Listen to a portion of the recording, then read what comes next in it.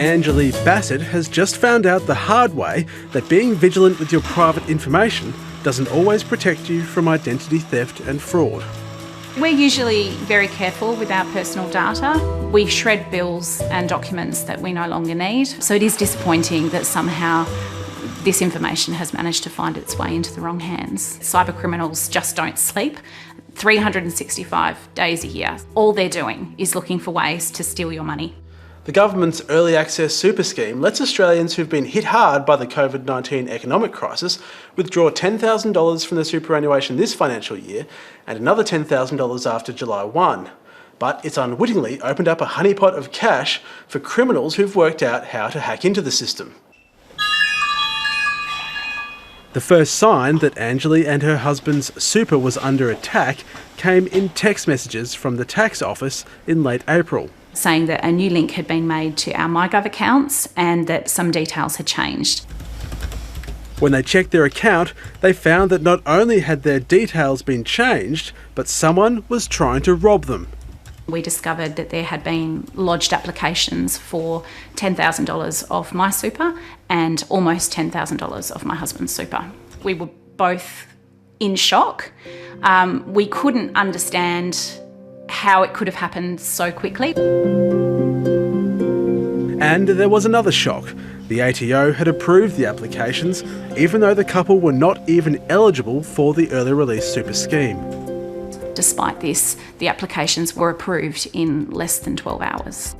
Authorities have told her whoever was behind this attack set up fake MyGov portals in her and her husband's names. The attack was only possible because the MyGov system allows multiple accounts to be set up in one person's name. It's definitely a vulnerable system at the moment. We weren't aware of how easy it was to apply for a MyGov account. It means that there are people out there who are out of pocket, $10,000 or in some instances possibly more, and that is solely because the government didn't have the security measures in place and the checking measures in place that they said they did. Morning, everyone. When the government announced it was allowing people to withdraw their own super, the Treasurer made a point of how uncomplicated it would be. Applications will be made online through a simple declaration to the tax office. But the security risks of that online application process were laid bare in early May, when the Australian Federal Police revealed criminals had infiltrated the scheme less than 3 weeks after it started. There's still a lot of work to do, but our early assessment is it could be up to 150 who have had their 10,000 or up to 10,000 being defrauded from their superannuation fund. What security changes have been made to make sure that no more fraud is happening? There are things I simply cannot tell you because they are between the ATO and the AFP. But the AFP and the ATO were onto this very quickly and they paused the system and have circumvented that form of fraud so that can't take place again. What I can say though is that it was a very small number of people. Last week, the superannuation regulator APRA told a parliamentary hearing that it is still seeing fraud in the system. There had been some identified cases of fraudulent account creation where a third party had created an account at a super fund. 730 has obtained a letter sent to Jane Hume on the eve of the scheme's launch by Industry Super Australia and other super bodies asking for stronger security measures. The minister's reply assured them the system was secure, saying the ATO has substantial checks in place to guard against fraud. Do you regret not taking those suggestions more seriously? No, I think that what the superannuation industry was trying to do was throw a little bit of grit in the wheels to slow the process down.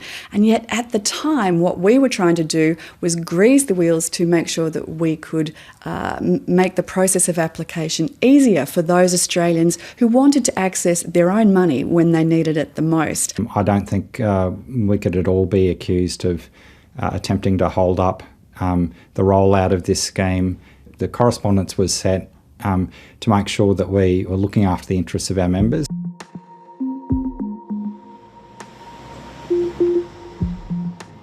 Daniel Bunton is trying to find out what happened to $9,000 that vanished from his super account last month.